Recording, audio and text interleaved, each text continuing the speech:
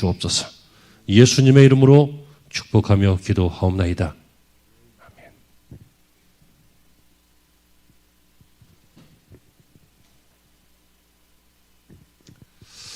오늘 우리가 함께 하실 하나님의 말씀은 시편 122편 1절부터 9절입니다.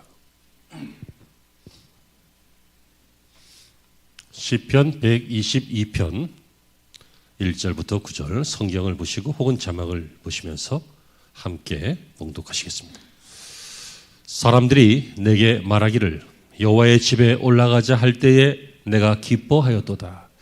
예루살렘아 우리 발이 내 성문 안에 서도다.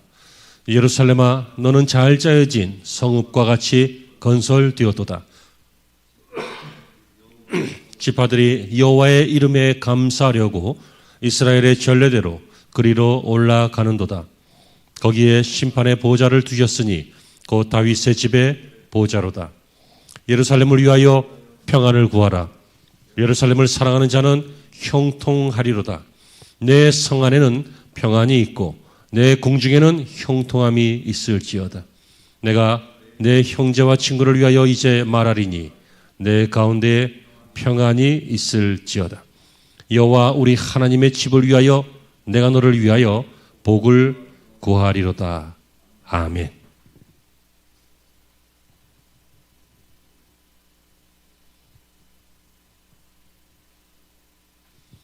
할렐루야. 오늘도 좋은 주일 되시고 하나님의 은혜가 충만하시기를 축원합니다. 제목이 어디서 많이 듣던 문장하고 비슷하죠.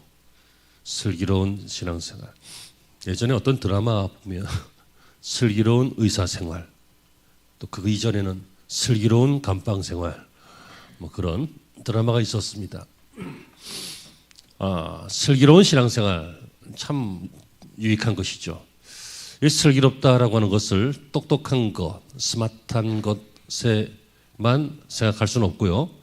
그래서 오히려 wise, 좀 이렇게 현명한 것, 지혜로운 것.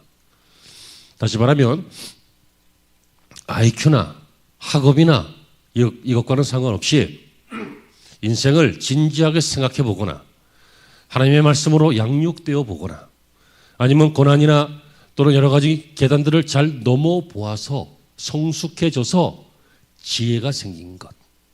다시 말하면 어린아이 같지 않은 것, 성숙한 것. 그것을 슬기롭다 이렇게 정의하자고요.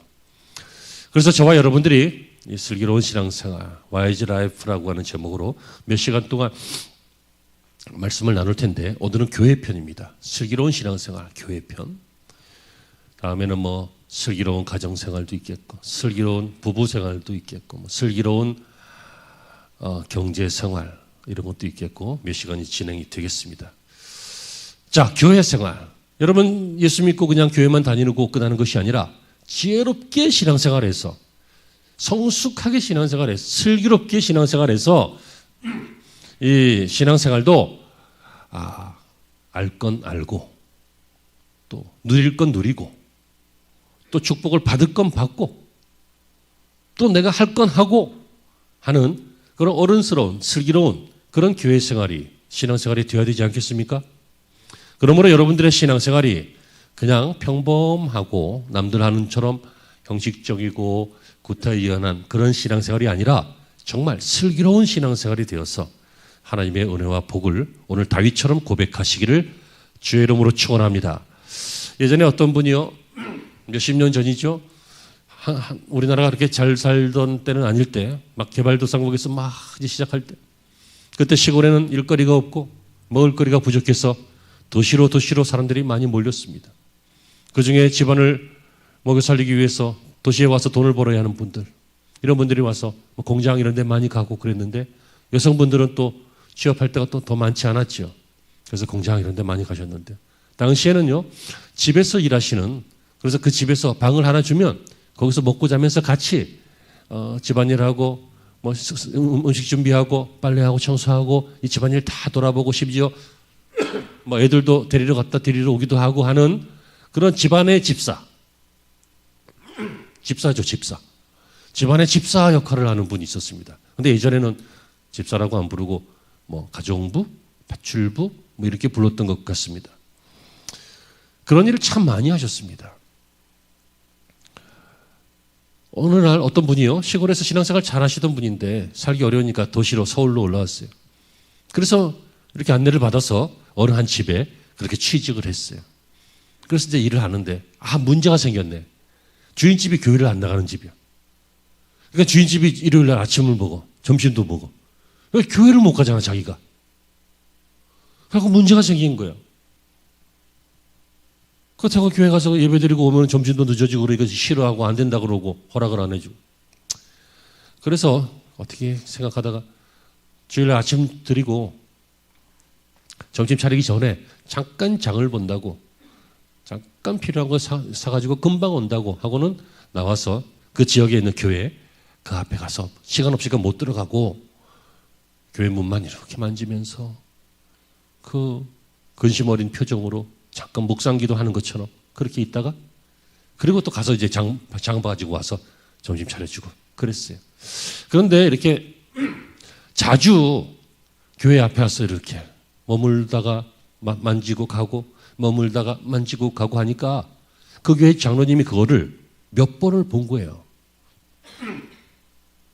한두 번 봤을 때는 그래도 있는데 여러 번 보니까 무슨 사연이 있나 싶어서 다음에는 내가 말을 걸어봐야 되겠다 하고는 가서 있다가 마침 그 주일날 아침에 또 이분이 장 보러 가다가 교회 앞에 와서 잠깐 묵상기도 하면서 이렇게 물을 만지면서 그러고 있을 때 장로님이 얼른 가서 실례지만 좀 얘기 좀 하자고. 그래서 내가 몇 번을 봤는데 뭐 무슨 사연이냐 했더니 이제 이분이 뭐 2차 된 것입니다 이렇게 얘기를 했겠죠. 그 얘기를 듣고 장로님이 야, 이분 참 신앙이 좋은데 환경이 그래서 그렇구나 하고 생각하고 있었는데 장로님이 이 회사 사장님이었는데 중소기업 사장님이었는데 마침 그 주에 자기 그 회사 구내식당 직원 식당에 그 운영자를 바꿔야 할 때가 됐어요.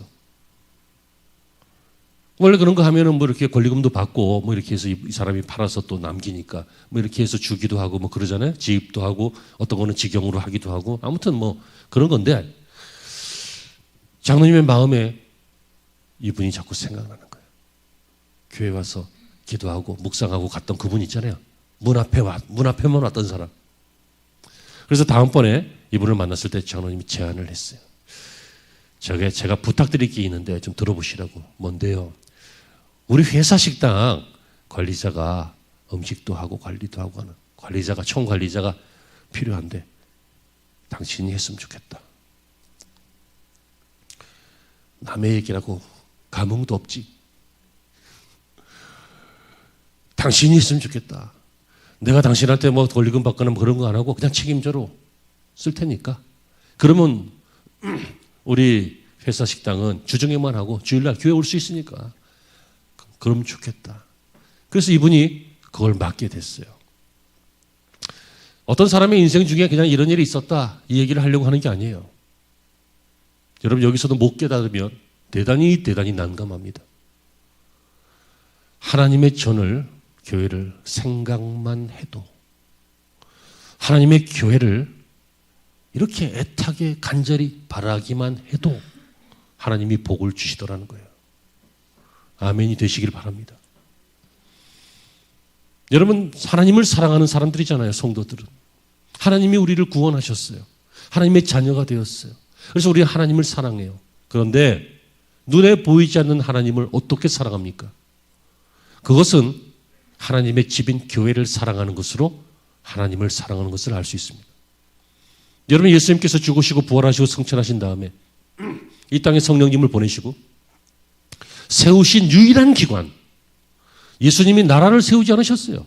예수님이 회사를 세우지 않으셨어요. 예수님이 무슨 단체를, 협회를 만들지 않으셨어요. 군지 세력들을 만들거나 아니면 무슨 노동자 계급으로 대모를 하거나 세력을 만들거나 아무것도 만들지 않으셨어요. 끌려가는 양처럼 홀로 십자가 지고 죽으셨어요.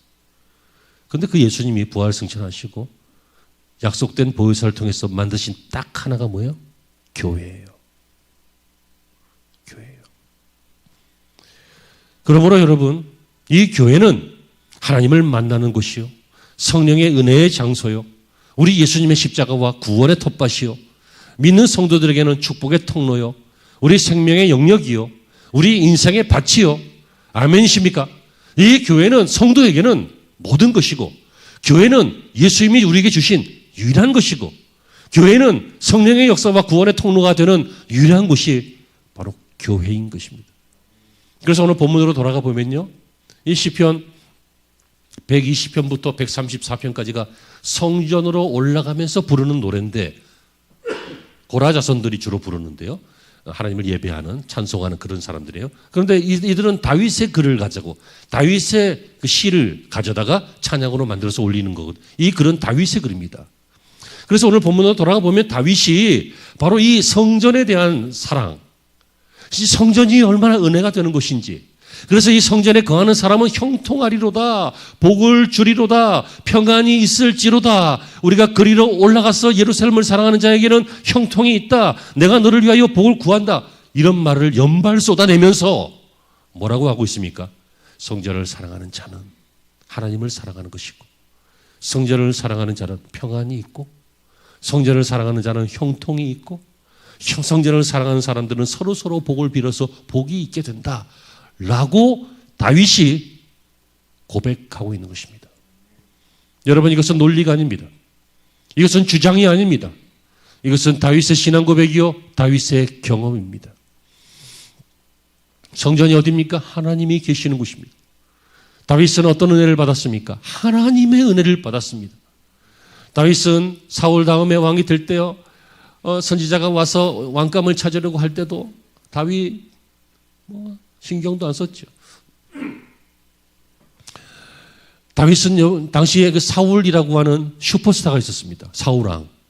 사울왕은요, 키도 크고 전쟁 영웅이고 잘생기고 언변도 좋고, 더군다나 처음에는 하나님의 은혜까지 받았습니다. 슈퍼스타였어요. 그런데 하나님께서 그런 사울을 패하시고 이 무지랭이 같은 다윗을 세우시는데 얼마나 감사하고 감격할 노릇이에요. 근데 여러분, 다윗이 저와 여러분도 가끔 그렇듯이 교만해졌잖아요. 나라가 부강해지니까 내가 얼마나 부강한 나라의 왕인지 한번 이 바로미터를 만들기 위해서, 군사력을 측정하기 위해서 인구조사하고 막 이렇게, 그러니까 예측 가능한 정치를 하기 위해서. 그랬을 때 하나님이 화를 내셨어요. 너를 세운 건 나고 네가 믿고 지금까지 산 건 난데 이제는 국방력을 믿어보려고? 이제는 무슨 지표를 믿어보려고? 통장의 잔고를 한번 믿어보려고? 뭐 이런 식이죠. 하나님이 화가 나셨어요. 그래서 다윗을 죽이려고 하셨는데 다윗이 깨닫고 회개했잖아요. 그래서 살아요. 그 다음 사건에서는 다윗은 완전히 죽어야 돼요. 우리가 잘 알고 있는 밧세바. 하필이면 왜? Why? 왜 그렇게 지나가는 모습을 본 것도 아니고 목욕하는 모습을 보게 됐을까? 완벽한 사단의 계략이죠. 또 거기엔 다윗은 성군이었는데, 믿음의 사람이었는데 넘어갔잖아요. 죄는 죄를 낳고 거짓말은 거짓말을 낳잖아요. 그 거짓말 덮기 위해서, 그 죄 덮기 위해서 그 남편을 적군 깊숙한 곳으로 보내는 작전을 하게 해서 죽게 만들어요. 사실 죽인 거지. 그러니까 미필적 고의잖아. 죽을 걸 알면서 그렇게 한 건. 이때도 심판받아야 되는데 나단 선지자가 책망하니까 다윗은 즉시 회개했어요. 그래서 살았어요. 자, 생각해 보세요. 하나님이 어떤 분이에요? 죽어야 되는 우리인데 살리시는 분이에요. 죽음밖에 없는데 생명을 주시는 분이에요. 버려도 되는데 거두시는 분이에요. 바로 그런 하나님의 은혜를 다윗이 성전에서 체험했기 때문에, 회개를 체험하고 죄사함을 체험하고, 그 전에는 자기를 이끌어내시는 축복하시는 하나님을 체험하고, 앞으로 내에 대해서는 이런 큰 축복을 주셔서 나라를 강건하게 하시고 아들 때에서는 더 부강하게 하시고 하시는 이 하나님을 뭐 했다고요? 경험했기 때문에 오늘 이 본문은 다윗의 그냥 글로 끝나는 게 아니라, 다윗의 주장으로 끝나는 게 아니라, 다윗의 신학적 논쟁이 아니라 다윗의 신앙 고백입니다. 여러분 다윗의 고백이면 믿을만 하잖아요. 다윗은 뭐라고 고백합니까? 이 성전으로 올라갈 때 이렇게 올라가자. 기뻐하며 올라가자. 평안하며 올라가자. 하나님의 축복을 받으며 올라가자. 또 하나님이 형통케 하실 것이다 라고 하면서 올라가자라고 하는데 오늘 설교의 반 정도는 이미 한 것과 마찬가지입니다. 앞으로 본문 3개를 짚을 텐데요. 주제는 나왔어요. 바로 이게 슬기로운 신앙생활이라고요. 남들처럼 그냥 분주하게 교회만 잠깐 들렸다 가는 시간이 아니라 뭐 하나님은 찝찝하고 하나님 섭섭할 것 같아갖고 예배만 드리는 신앙이 아니라 기쁨으로 성전에 올라가서 그 하나님의 은혜를 체험하고 복을 체험하고 형통과 또 하나님이 주시는 기쁨을 체험하는 것. 여러분 그것이 사실은 해야 할 신앙, 슬기로운 신앙생활, 지혜로운 신앙생활 아니겠습니까? 저와 여러분 모두가 우리 교회 모두가 여러분 빤한 신앙생활이 아니라 이렇게 행복한 기쁜 신앙생활이 되시기를 주의 이름으로 축원합니다. 그러면 첫 번째 바로 이것이죠. 기쁜 신앙생활. 여러분 교회를 사랑하는 사람, 성전을 사랑하는 사람에게는 하나님께서 어떤 복을 주시냐면요. 기쁜 신앙생활을 하게 하십니다. 기쁘다. 굉장히 중요합니다. 다윗은 하나님이 계시는 성전을 사랑해서 그래서 1절에 하나님의 성전에 올라가자 이 말을 가장 기뻐했습니다. 하나님의 성전에 올라가는 것을 기뻐했습니다. 그가 놀기 위해서 올라갔습니까? 취미생활하러 올라갔습니까? 사업하러 올라갔습니까? 사람 만나는 목적으로 올라갔습니까? 아니면 나의 종교적 안위를 위해서 올라갔습니까? 하나님을 예배하기 위해서 올라갔습니다.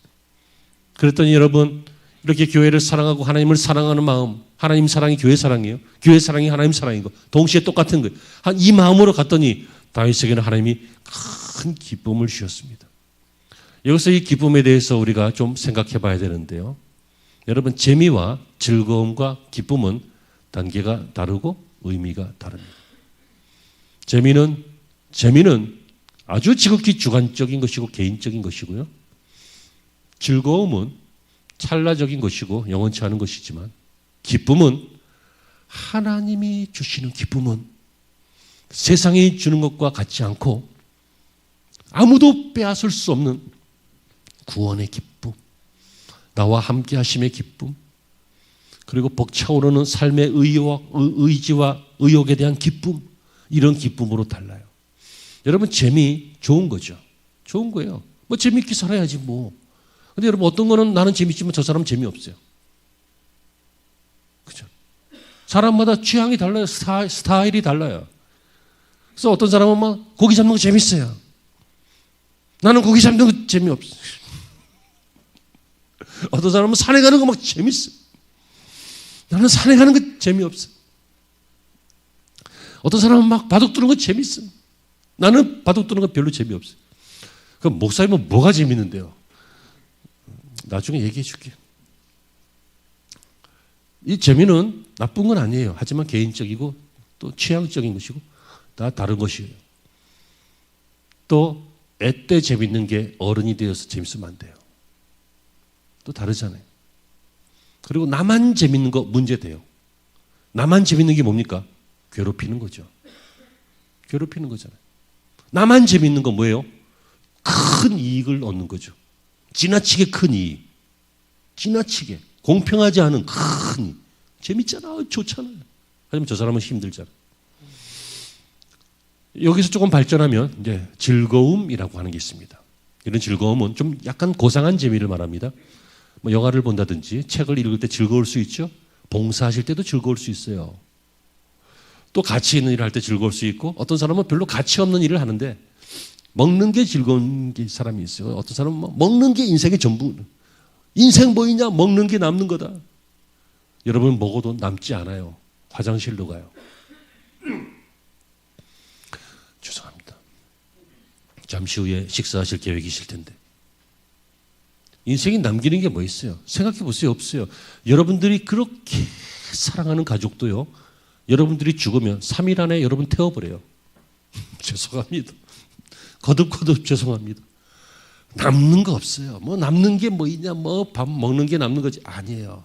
먹는 게 즐거운 거긴 해. 하지만 그것으로 남진 않아요. 그래서 많은 사람들이요. 어떤 사람은 가치 있는 일을 즐거워하고 어떤 사람들은 별로 가치도 없는데 본인이 즐겁다니 즐거워하는. 이런 식이니까 우리가 재밌는 거 하고, 잘 들어보세요.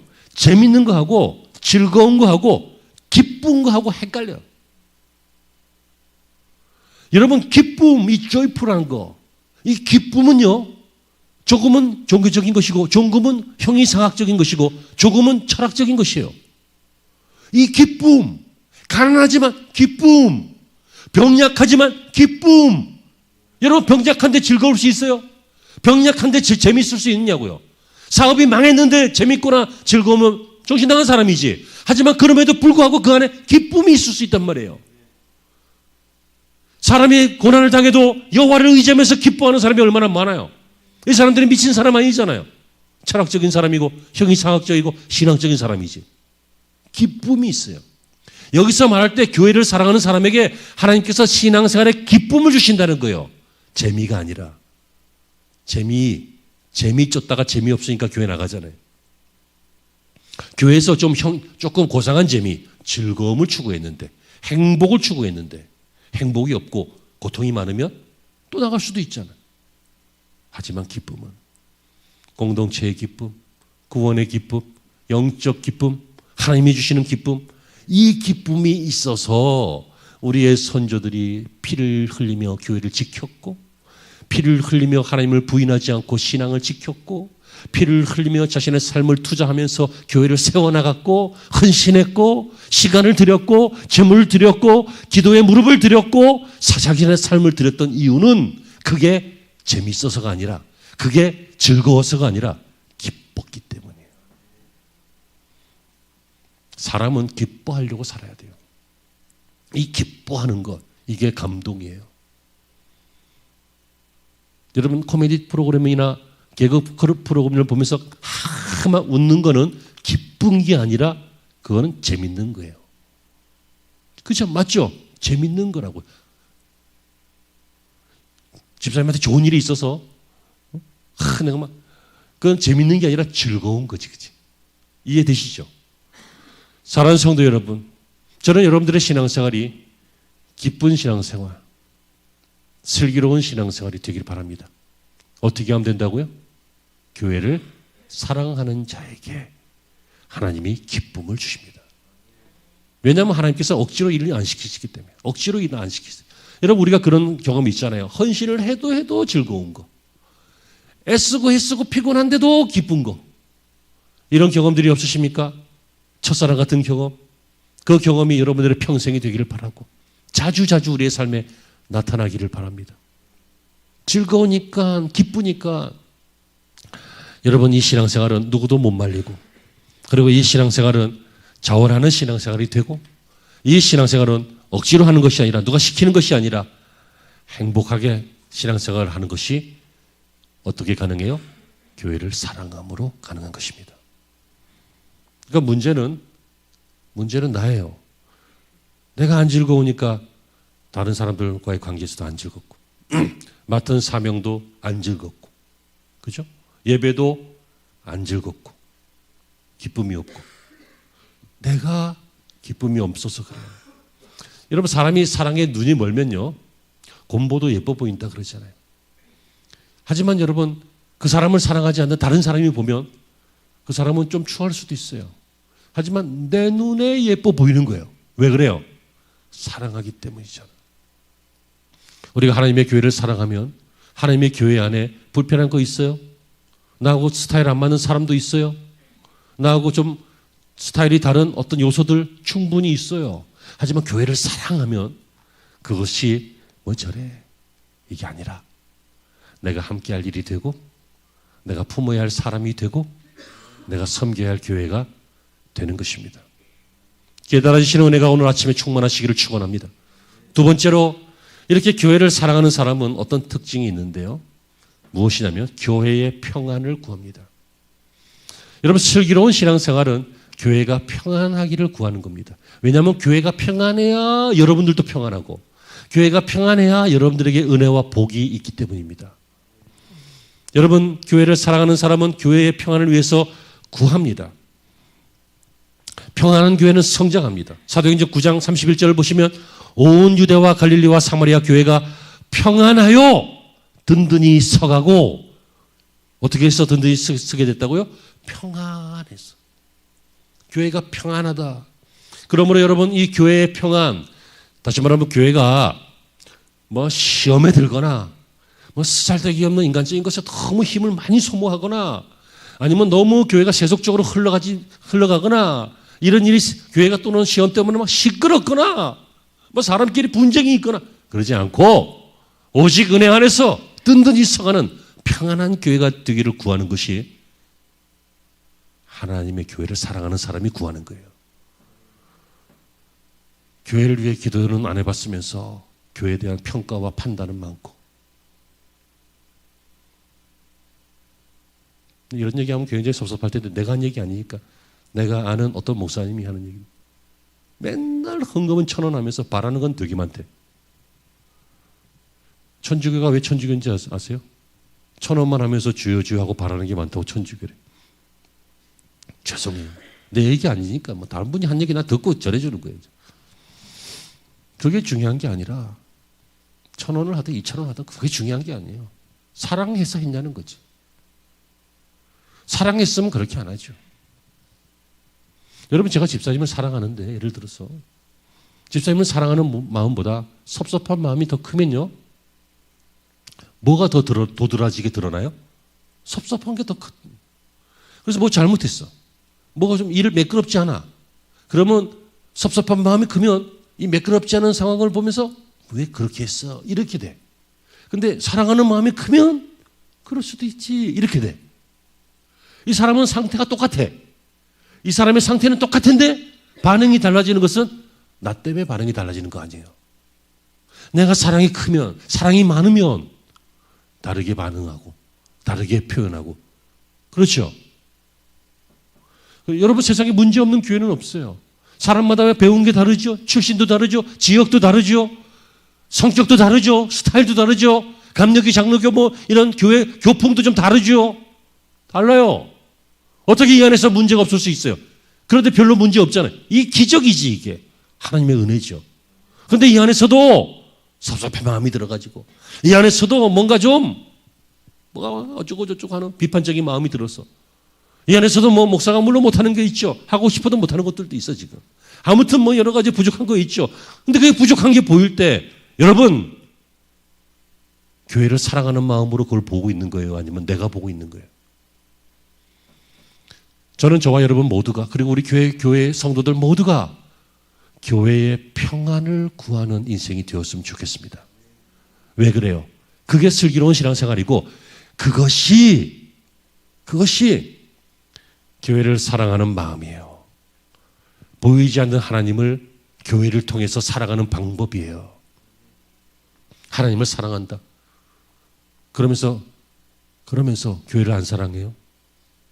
여러분 처가 이쁘며 처갓집 말뚝을 보고도 절 안 되잖아요. 처가 정말 사랑스러우면 장인어른이 귀한 거야. 부인만 쏙 뺏어오는 놈은 나쁜 놈이야. 그렇잖아요. 그래서 같이 존중을 하는 거지. 남편이 정말 남편을 존중하면 그 시댁도 존중하는 거예요. 나하고 상관없는 사람들이었는데 이제부터는 상관이 있으니까. 그것이 어린애 같지 않은 성숙한 마음이잖아요. 저와 여러분한테 교회의 평안을 구하는 이러한 신앙의 모습이 있기를 바랍니다. 여러분 게스트와 호스트의 차이를 아시죠? 호스트는 그 파티의 주체자예요. 주인 어른 또는 주인 마님 이분들을 호스트라 그래요. 게스트는 파티에 초대된 사람이에요. 그 현장에 있는 건 똑같아요. 이 교회 현장에 있는 건 똑같아요. 여기 똑같이 모여서 같이 파티하고 같이 대화 나누고 있어요. 같이 예배하고 있다고요. 같이 즐거운 시간을 보냈어요. 근데 결정적인 순간 언제입니까? 파티가 끝나면 어떤 일이 생겨요? 게스트는 다 집에 가요. 끝까지 이곳을 책임지는 사람은 오직 호스트, 그 집 주인이에요. 그렇다면 여러분들은 교회의 가족입니까? 주인입니까? 아니면 교회의 손님입니까? 그걸 생각하라는 거예요. 축구 선수들은 감독과 코치진과 함께요. 경기가 끝나면 다시 숙소에 모이거나 아니면 뭐 이렇게 해서 분석을 하고 다음 경기 준비하고 이거 해요. 하지만 막 소리 질렀던 관중들은 경기 끝나면 집에 가요. 펍에 가든지. 어디에 있냐는 거예요. 여러분들의 포지션이 지금 어디냐는 거죠. 어디에 있는 거예요? 교회를 사랑하면 어떻게 됩니까? 교회가 이래야 된다. 교회가 저래야 된다. 사실 우리 다 압니다. 하지만 그 말하기 전에 그렇게 평가하고 진단하고 또 이랬으면 좋겠다 저랬으면 좋겠다 바람과 소망을 말하기 전에 우리는 교회의 평안을 구했냐는 것이죠. 구하기를 바랍니다. 집사님 오늘부터 구하세요. 권사님 오늘부터 구하세요. 하나님을 사랑하시잖아요. 누가 뭐래도 하나님 사랑하시잖아요. 그렇다면 하나님의 몸 되신 유일하신 이 세우신 기관인 이 교회 사랑하시고 교회를 사랑한다면 억지로 신앙생활 하지 마시고 이제는 기쁨으로 신앙생활 하시고 하나님이 이 기쁨, 구원의 기쁨, 함께 하심의 기쁨, 축복에 대한 약속의 기쁨, 이 기쁨 주실 것을 구하시고 억지로 하지 마요. 억지로 하면 나도 겁이 나 막. 저러다가 분명히 언젠가 관둘 텐데. 억지로 하는 거기 때문에. 하지만 기쁨으로 하는 건 평생 하잖아요. 한순간으로 헌신할 수 있어요. 하지만 오래 못 가요. 하지만 평생 가는 사람이 있어요. 기쁨으로 하니까. 그래서 우리가 이렇게 기쁨으로 구하고 그 다음에 교회를 사랑하기 때문에 교회의 평안을 구하자고요. 이 교회를 위해서 누가 구하겠습니까? 저와 여러분밖에 없잖아요. 저와 여러분밖에 이 교회를 위해서 울 사람이 없잖아요. 저와 여러분이 이 교회의 필요를 채울 수밖에 없잖아요. 두 가지를 얘기했습니다.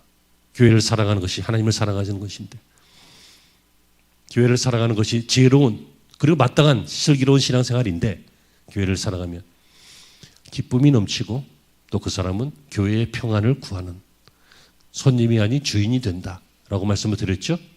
그리고 오늘 마지막 결론입니다. 이것이 바로 형통이다 라고 말하고 있습니다. 6절 하반절에 이렇게 되어 있죠.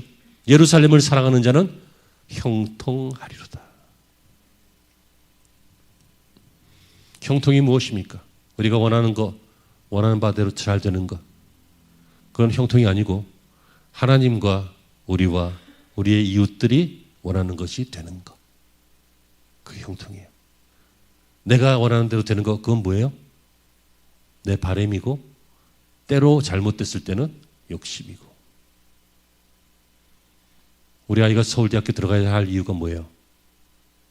하나님을 위해서, 이 사회를 위해서, 그리고 그 아이 자신을 위해서. 그건 형통이에요. 그 아이가 거기 들어갈 이유, 잘 먹고 잘 살기 위해서. 욕심이죠. 그 욕심을 채워야 되니까 무리수가 나오는 거고 사람들과 싸우는 거고 사람을 우습게 보는 거고 사람을 도구로 쓰는 거고 우리 사회의 현상이죠.